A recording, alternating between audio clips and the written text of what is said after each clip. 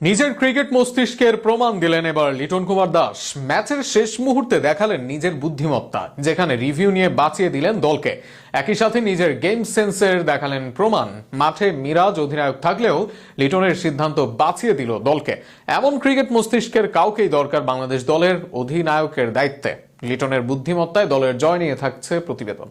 Leg স্ট্যাম্পে বল করলেন রিশাদ হোসেন, সরে গিয়ে সুইপ শটের চেষ্টায় করলেন ব্যাটার শাহিন শাহ আফ্রিদি। সেখানে আম্পায়ারের ওয়াইডের সিগন্যাল। ম্যাচে পাকিস্তানের জিততে প্রয়োজন 2 বলে 11 run. Set batter Shaheen Shah Afridi সেই লক্ষ্যেই ছিলেন ব্যাট হাতে, কিন্তু এর কিছুক্ষণ পরই বদলে যায় দৃশ্যপট, যেখানে 2 বলে 11 থেকে পরিস্থিতি তৈরি হয় 1 বলে 12 রানের। সাধারণভাবে বিষয়টি কাল্পনিক বা অবিশ্বাস্য লাগতে পারে, তবে এটাই যেন ক্রিকেটের চূড়ান্ত জ্ঞানের বহিঃপ্রকাশ। আর সেই বহিঃপ্রকাশটা করলেন লিটন দাস। রিশাদের বলটা ঘেঁষে গিয়েছিল লেগ স্ট্যাম্পে। নতুন নিয়ম অনুসারে সেটাকে ওয়াইড মানতে আপত্তি ছিল রিশাদ সহ অন্য বাংলাদেশি ক্রিকেটারদের।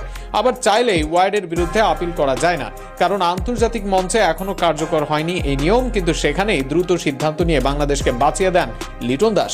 উইকেট কিপিং এর থেকে লিটন জানেন বল রিচেক হলে ওয়াইডের সিদ্ধান্তে আসবে বদল, কিন্তু সেটা সম্ভব একভাবেই, আর সেই কাজটাই করেন লিটন দাস। শাহিন শাহ আফ্রিদির বিরুদ্ধে করেন ক্যাচের রিভিউ, আর সেখানে আউট পরীক্ষা করতে পুনরায় বল পর্যবেক্ষণ করেন আম্পায়ার। সেখানেই স্পষ্ট হয় ব্যাটসম্যানের সীমা পার হয়নি বলটি।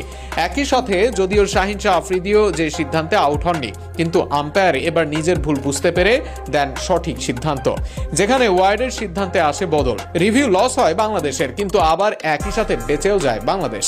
2 বলে 11 রানের সমীকরণে বাতিল হয় ওয়াইড, ফলে যুক্ত হয় 1 রান।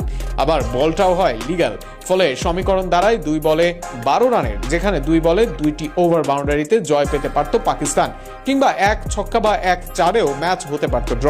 সেখানে ম্যাচটা অসম্ভব হয়ে যায় পাকিস্তানের, যেখানে পুরো কৃতিত্বটাই পাবেন লিটন দাস। ক্রিকেটের ক্ষুরধার মস্তিষ্কের প্রমাণ এটি। হয়তো ব্যাট বলে আপনার সব দিন সমান যাবে না, কিন্তু আপনার ক্রিকেট মেধা নিজের বাজে দিনেও ইম্প্যাক্ট রাখবে দলের হয়ে। সাকিব ম্যাচের পর বাংলাদেশে সেই মেধা ধারণ করেন লিটন, যে কারণে টি-20তে তার অধীনে সফল বাংলাদেশ দল। আগামী দিনে লিটনের এই মেধা অধিনায়কত্বের কাজে ব্যবহার করবে কিনা বাংলাদেশ, সেটাও ভেবে দেখতে হবে বোর্ডের। অন্তত ব্যাটে পারফর্ম করতে না পারলেও লিটনের নিজের মেধার জন্য দলকে দেওয়ার থাকবে অনেক কিছুই। তাতে এই ম্যাচের মতো অনেক ম্যাচে উপকৃত হতে পারবে দল।